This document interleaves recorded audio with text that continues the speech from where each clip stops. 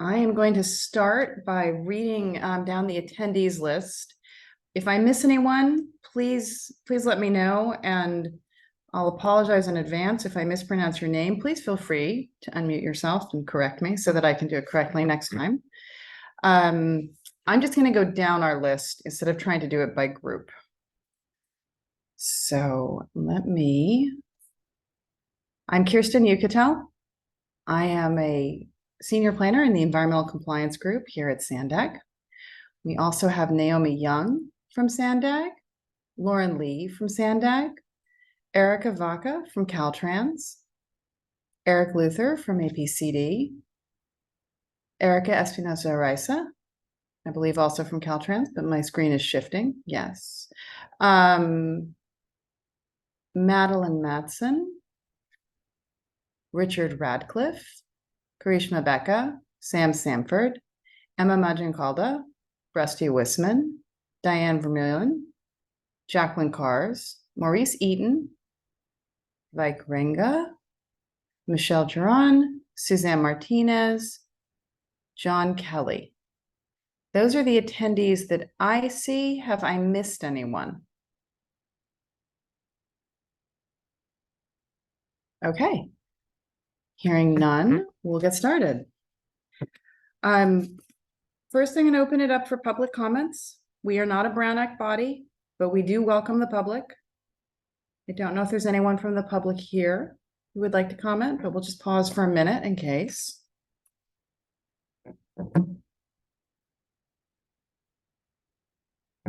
Hearing none, we'll move on to member comments and announcements. I'm going to start by following up on an announcement that we had from SANDAG a couple of meetings back. We are continuing to update our website. I actually just watched the video of that meeting, and I realized that at that meeting I said it's proceeding slowly, but we'll be done very soon. But it still proceeds, so not quite as speedily as we had anticipated at first. We are continuing to populate the air quality planning page, and I know that some of you have been in touch with me as you have needed documents. But if there is anything you would like to see on that page that isn't there, please reach out to me and let me know so that we can make sure it's a good resource for everyone in this group. And we, as I said, we are continuing to populate that page, and you will see the agenda and meeting materials. So we're beginning to build that archive as well. We are also, for this meeting, going to update the attendees list. There have been a lot of changes, people who've joined, people who have left, and some changes in the formatting of email addresses. So rather than just updating the old meeting, we're going to send out a new invitation for this meeting in a couple of weeks and cancel the old one. So if you know of someone who should be on the list, if you have had this forwarded to you and you would somehow I erroneously don't have you on the attendees list, please let me know.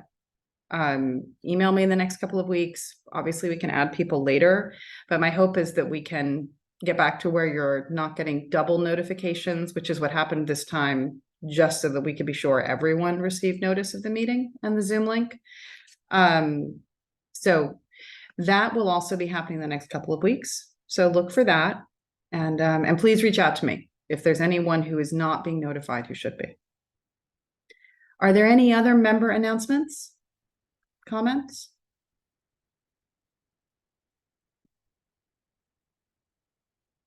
Okay, then we'll move to our agenda. Next slide, please, Lauren. Oh, I forgot one other item while we go to the next slide. The minutes for our last meeting were attached to the agenda. I believe it has a correct attendees list and it is complete, but again, if you notice anything on the minutes that needs to be updated or corrected, please let me know. The first agenda item we have today is an update on the 2021 Regional Plan Amendment. This item is going to our board a week from this Friday, including obviously the conformity determination that came to this group some months back. The conformity determination has been finalized. It should be available on our website today. There were no substantive changes from draft to final, just some minor corrections of errors that we caught while it was out for draft. No public comments on the conformity determination either. We're expecting that our board will adopt the 2021 Regional Plan Amendment, but As I said, it's on their agenda on Friday. And so just wanted to let this group know the status of that. Does anyone have any questions on the amendment to the 2021 regional plan?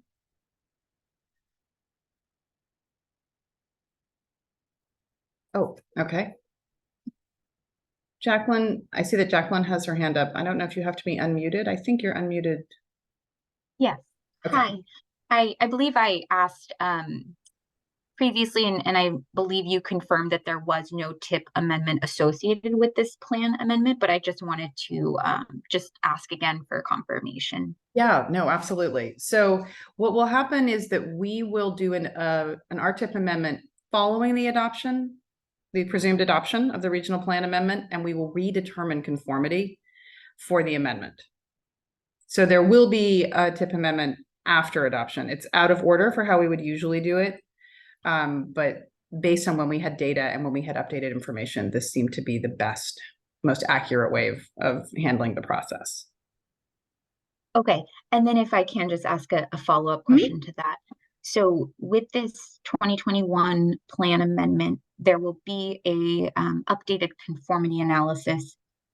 Is that Yes, correct? That is correct, because there were a couple of corrections to the ABM2 Plus model, the cross-border fix, and also the allocation of large employment centers in the region rather than having them dispersed evenly throughout the region. The model was updated to more accurately reflect the traffic for those employment centers. And so new modeling was run with those fixes and without the RUC for the amendment. And then those results are what were in the conformity determination. Okay, and then just to add, I don't know that if there's anyone from FHWA on the call today, but my understanding would be that once the SANDAG board approves the amendment and the conformity analysis, and Caltrans has essentially recommended approval to the Federal Highway Administration and FTA, then there would be a letter issued to SANDAG approving the conformity determination. So I just wanted to put that out there. That would be the process that we're anticipating. And then down the line, there would be a TIP or RTIP amendment that would follow to be consistent with the plan amendment and conformity analysis. Yes, that is our expectation. There will be that process, and that the RTIP amendment will follow pretty quickly. Okay, thank you. And so Jackie, much. This is Rusty from FTA. That's my understanding as well. Great, thank you all. Thank you, Maurice, who put, I don't know if I mentioned you on the attendees list. Maurice Eaton is also here, who clarified that a RUC, as I referred to being removed in the amendment, is the regional road usage charge that our board directed staff to remove from the 2021 regional plan. Any other questions on the regional plan amendment? Okay, next slide, please, Lauren. So then the second item on our agenda today is continuing interagency consultation on the 2025 regional plan. And today we're bringing you the Series 15 growth forecast. Just as a reminder, we opened consultation back in March, discussing the emissions model and the budgets we'll be using. This is the second meeting where we're consulting on the 2025 regional plan. And at some point next year, yes, I see a comment in the chat from Erica. I will share the link to the conformity determination. Let me get you the current link for what is on our website, so it's easy for everyone to access or go back to. And it was just being posted. So let me just make sure that that you have the most up-to-date link. But yes, I will send it out to this group. So today we have Naomi Young, who is here presenting the Series 15 growth forecast, which is what we'll be using for the 2025 regional plan. So Lauren, do you want to go to the next slide, and I will turn it over to Naomi. So good morning. As Kristen just mentioned, my name is Naomi Young. I'm a principal economist at SANDAG, and I appreciate you giving me the time to provide an update on our regional forecast supporting the 2025 regional plan. Can you advance to the next slide? Great.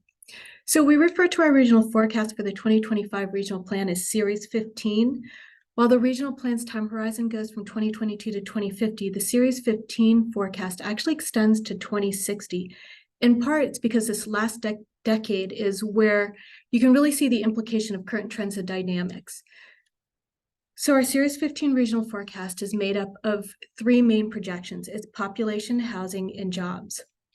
However, in developing them, the effort starts with projecting population, knowing the age, sex, race, and ethnic composition of our communities over time, in combination with a variety of factors, including historical trends and current conditions, informs our projections for housing and jobs.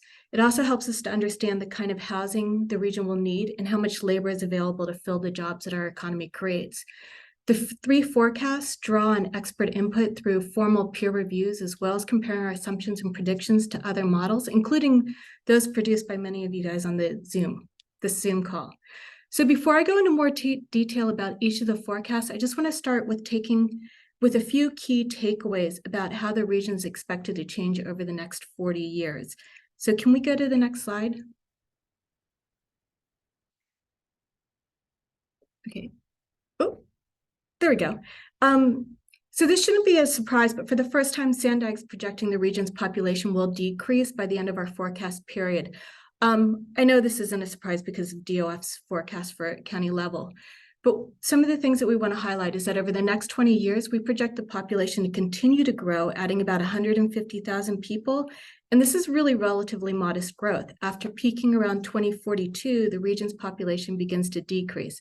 So by 2060, our population falls back to levels that look more like this current decade. Now, not surprising with this type of population growth, it means that we also have the region overall getting older. So by the end of the forecast, nearly 1 in 4 people will be over the age of 65. Maybe a little counterintuitive, but this population projection means that our households and the different types of, and the housing will change over time. And this is because, actually, I'm sorry, let me rephrase that.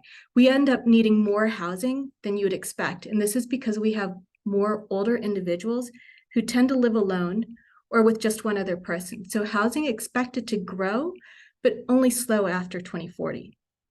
And then lastly, our projections reflect people working later in life and also the region's ability to attract talent. So job growth doesn't slow over our forecast period, despite populations declining and getting older. So I'm going to take you through what drives these projections now. So next slide.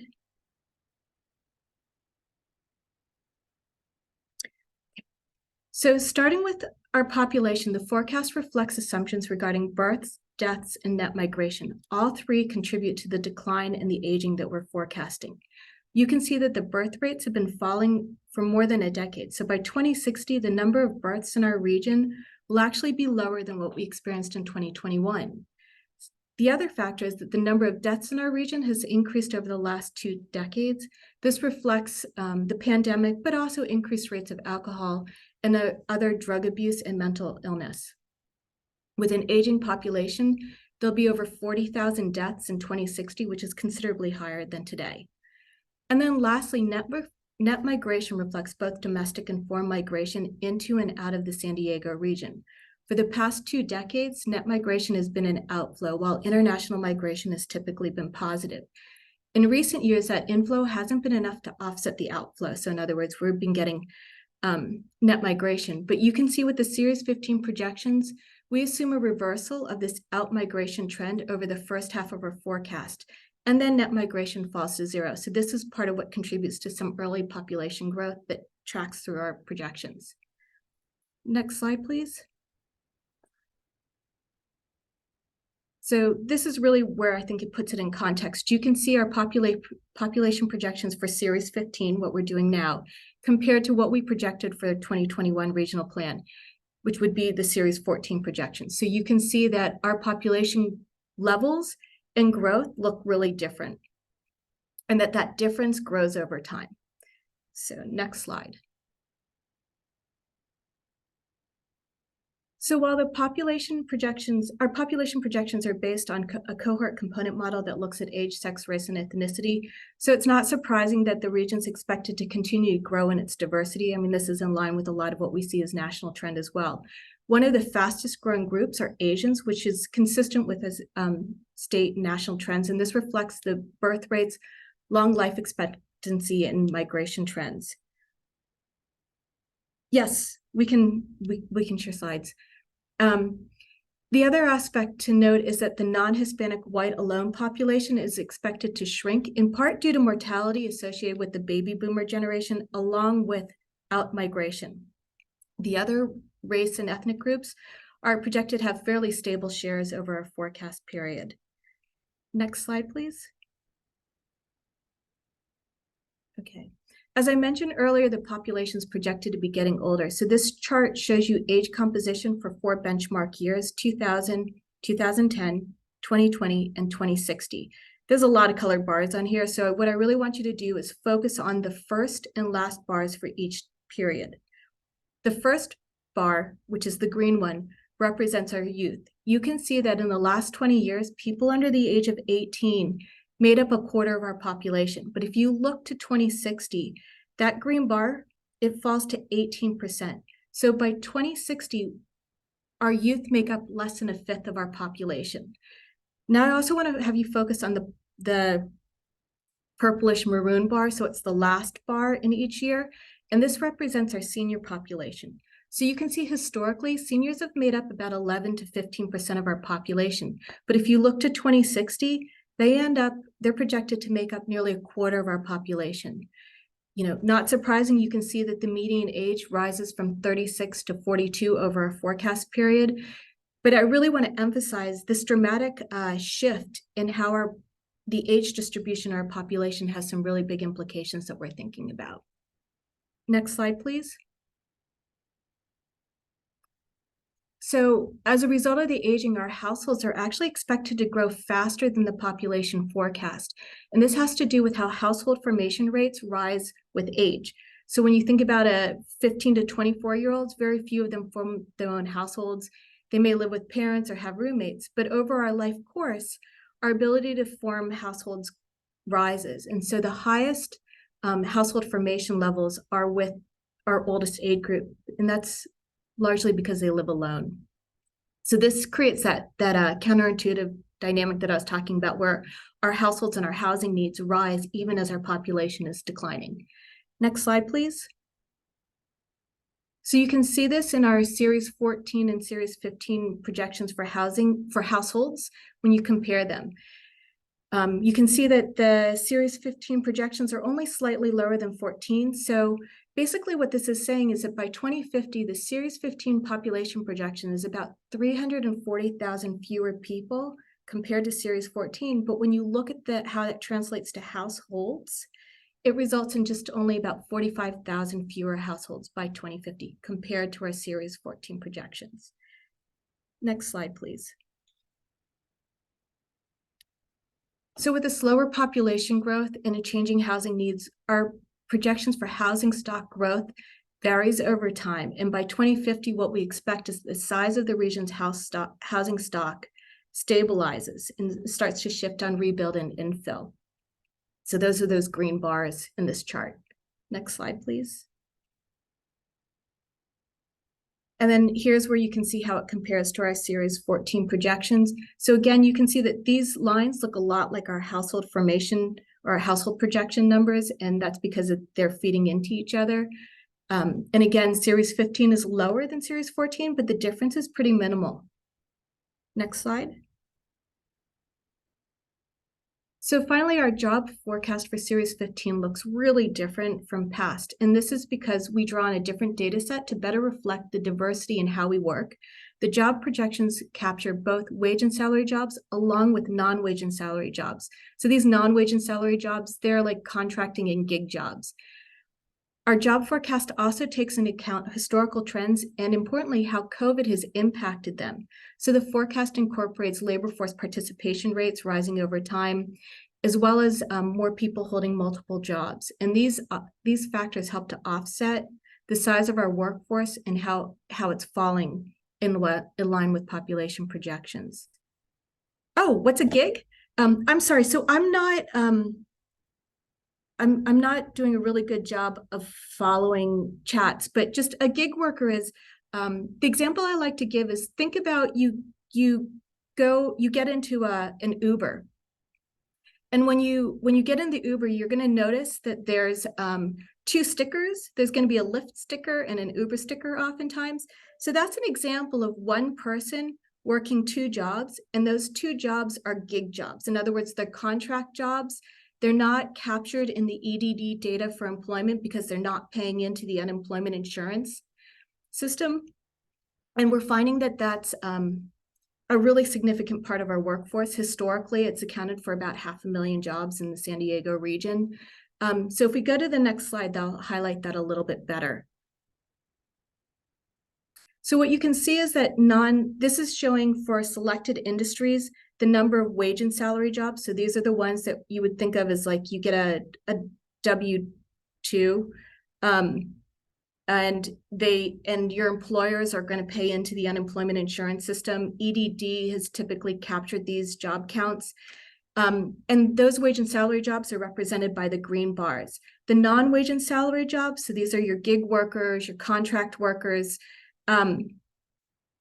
proprietors, self-employed, they're going to be represented by the purple bars. And so what you can see is that across industries, this difference can be really significant. So if you look at real estate, which is the far left, you can see for every one wage and salary job that would be captured in an EDD employment data count, there's almost 4 non-wage and salary jobs that are not captured. And so as a result, we undercount the number of jobs that are generated from the real estate industry. If you look to something like manufacturing or food service, which would be the third and fourth set in from the left, you can see that those are jobs where they're typically wage and salary. You don't have as much contracting work. And so as a result, the not accounting for non-wage and salary jobs has less of an impact in those industries. So as moving towards our new regional forecast, we've done a better job of accounting for this type of job creation in the economy. Next slide, please. Okay. So in addition to thinking about how we work is changing over time, we're also looking at labor force participation rates. And so what you can see when you look at this is, I'll just say it's showing 3 different age groups. And you can see how labor force participation is projected to change between 2022 and 2060 in our forecast. So if you look at ages 16 to 24 and then the 25 to 64, so that would be like the younger bulk of our workforce, the labor force participation rates don't change that much, but we do see a significant rise in participation rates. We're forecasting a significant rise in participation rates for our senior workers. Next slide, please. With a declining workforce, job growth needs to be supported by the region being able to attract more workers from outside of the county. So over the forecast period, we expect the jobs filled by commuters to rise modestly. It's going from about 11% to 12%. But this reflects the fact that DOF population projections show growth for some of our neighboring counties like Riverside and San Bernardino, and we've traditionally been able to draw workers from there. This map highlights historical data that supports the expectations of jobs being filled by commuter labor. From 2016 to 20, the draw from surrounding counties has been relatively constant at just around just over 200,000 jobs being filled by commuters in the San Diego County on an annual basis. Next slide, please. So this again is with the other forecasts. You can see how our Series 15 forecast compares to what we were projecting for Series 14. What's most notable about our employment forecast compared to housing and households is that Series 15, our current forecast, is a higher level of jobs compared to Series 14. This reflects the fact that we're taking into account non-wage and salary jobs. But the other thing to note is that while we have a higher level of employment forecasted, the growth rate in this is significantly slower than what we would have seen in what we projected in Series 14. Next slide, please. So to wrap up, this is showing our three main forecasts. I'm going to have you focus on population, jobs, and housing. So population is the top green line. You can see that population grows through 2042, and then after that, it decreases to about 3.4 million in 2050, and then down to 3.3 million in 2060. So this is where you can see that last 10 years of our forecast, even though they're not in our regional plan, are important for anticipating where these trends are headed. If you look at the orange line, that's housing stock. Households is just below it. You see how closely they track to each other. The housing forecast reflects more households and housing in the region. A key assumption is that housing supply keeps pace with household formation rates, which are driven by older individuals who are more likely to live alone or with fewer people. As a result, the number of households and housings I mentioned rise even after population declines. So currently it's estimated that our region has about 1.24 million housing units.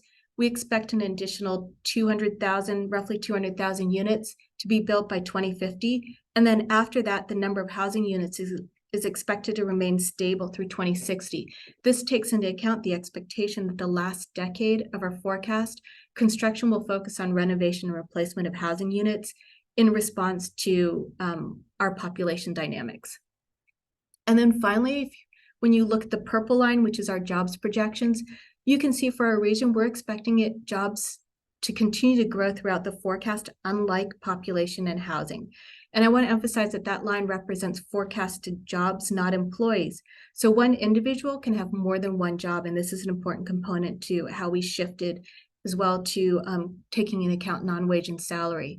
It also reflects some of the changing patterns that we're seeing in how jobs are created and where they show up in our economy. The region's expected to add about just shy of 300,000 jobs between 2022 and 2060. And this growth is supported by individuals working longer, as I mentioned, having more than one job, and an increase in interregional commuters. Last slide, please. So I just want to close with stating the obvious that this forecast is really different from our previous projections, and it has some significant implications for how we balance meeting the needs of our communities today with their changing needs, with the changing needs of our future communities. So this list isn't comprehensive, but I'm just throwing it out there to share a couple of the things that rise to the top of our thinking. The projections mean we're going to have different travel patterns. Our transportation options will need to be more adaptive. And we'll also have to start thinking about how the social and community services of our populations will need to change, as will our housing needs over time. We also don't have answers for any of these questions, but the forecast we're hoping will guide some of how we're starting to come up with them. So thank you. And I'll just stop there to see if there's any additional questions. I know I've thrown a lot at everybody.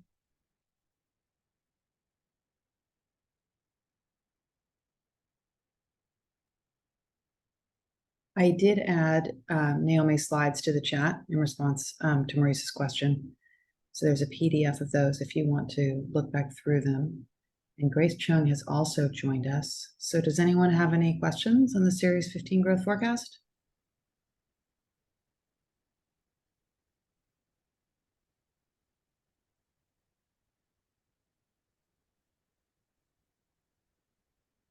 Okay, well, hearing none, thank you very much, Naomi. All right, thank you. That is the last item on our agenda. Why don't we go to the next slide, please?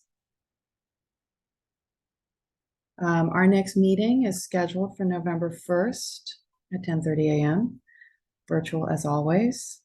And before we close, any further comments or questions before we adjourn?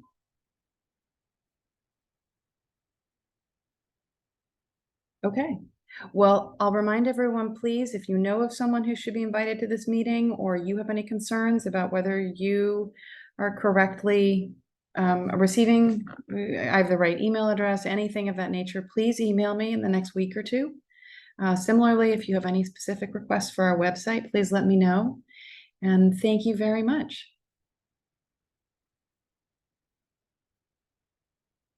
And Lauren, you can stop recording. I am